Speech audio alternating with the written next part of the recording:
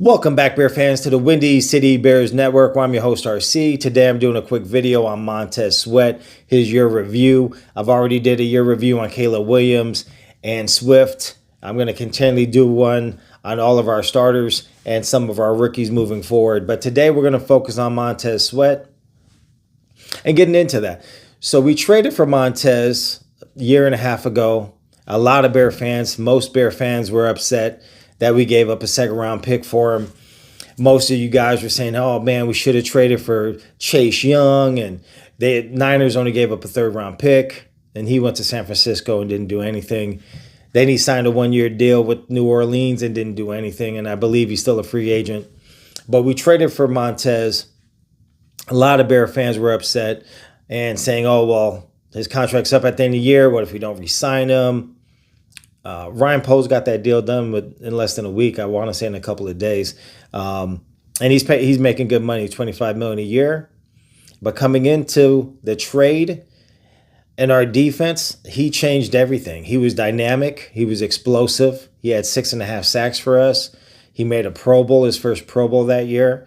I mean, our defense was looking so good, and he was looking so good that they start calling it the Tez effect. Because our defense went from average to top 10. After we traded for Montez Sweat, we were only giving up 17.5 points for the rest of the season.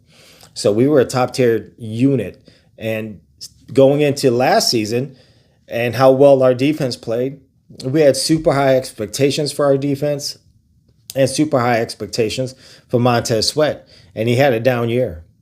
I want to say in week 4 or 5, he got kicked in the shin and never really looked as explosive, never really looked like the same player. I do think that having Andrew Billings get injured and not play affected his play and affected that D-line. It affected our run defense. And, he was taking on, Andrew Billings was taking on a lot of double teams. I think it made it a little bit easier. But he's coming back this year. We drafted a D-tackle in the second round in Turner. We signed the D-tackle from Atlanta, Grady, who's been a Pro Bowler, who's been a very good player. Now he's a little older. He had a ACL tear 2 years ago. So we'll see what he has left. He's making a lot of money for the Bears, but he's going to rotate. Then we signed Deo, who's going to be DN. I think they're going to kick him inside also. So there's a lot of guys in that interior. Hopefully that's going to let Montez get a lot more one-on-ones where he can be explosive. A lot of people forget when he came out into the draft at 6'5", 265, he ran a 4.42. I mean, the man is a freak of nature as far as skill set. He's big, he's strong, he's fast, long arms, prototypical guy Dennis Allen loves. And he should have a good year this year. I think he was down on himself. It's tough also, 10-game losing streak. You're a little nicked up, you're a little banged up. Maybe he didn't give it 100%. Sometimes it's hard to get up for games when you're not really feeling good. And I'm not making excuses for him. And I'm not saying that players should play like that. But, it's tough. Everybody's human. And when you're struggling, sometimes you're not going to give it 110%. But hopefully this year, our D-line should be better. We're going to have more aggressive defense. So let's get into his Pro Bowl stats from 2023, and then we'll get into his stats last year, and then what we think he should do this season. So back in his Pro Bowl season, he had 12.5 sacks, 57 tackles, 25 quarterback hits, and 14 tackle for losses. And then looking in the last season, he had 5.5 sacks. He's down 7 sacks, 32 tackles, down 15 tackles, 12 quarterback hits, down 13 quarterback hits, about half. And tackle for losses, he went from 14 to 9 last season. So going into this year, we need him to be around 12.5, 13 sacks. We're paying him $25 million. I mean, he needs to put up these type of numbers he did in his Pro Bowl season. He's 28 years old. He's in his prime. And this is the money we're paying. And he needs to really produce the way we're paying. Because if he doesn't, that's going to make our defense, he's the only guy who can really get to the quarterback. And he's not a guy who's just a sack master. Like, he's good, but he's not this elite guy, but he has elite skill set.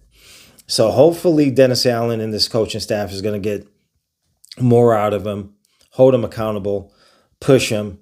So I'm expecting him to get somewhere between hopefully 12 to 13 sacks. You know, if you look at Trey Henderson, which a lot of people want us to trade for, it took him a while to get going. And then he had 17 and a half sacks the last 2 seasons. So could Montez Sweat hit that stride? He could. But I still see him more as somewhere between a 12 and 14 sack guy. But he needs to have double-digit sacks. He needs to be disruptive, and I think he will be. Montez is a very good player. It would help if we had another guy on the opposite side to take some pressure off. Unfortunately, we're going to have to rotate guys on that side unless we make a trade or sign somebody else who can help out a little bit. But he's the focal point. But we have a lot of money tied up on that D-line, guys. And we're going to just rotate and send a swarm of people at people and try and keep people fresh. So I think that's definitely going to help a little bit. We'll see how that breaks down sack-wise. I think Dexter is going to have a very good season. If we can get a couple of guys to get anywhere, from 5 to 8 sacks, Montez to get somewhere between, 11 and 14.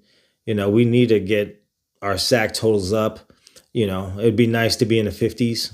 Realistically, we'll probably be in the 40s.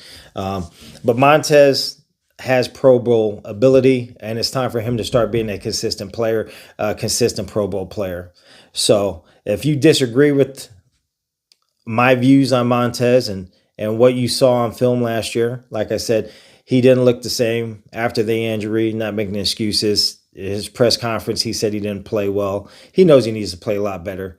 And like I said, this coaching staff, I think they hit a home run on the coaching staff on offense and the coaching staff on defense. We got some good guys there. So if you like this content, please like, subscribe.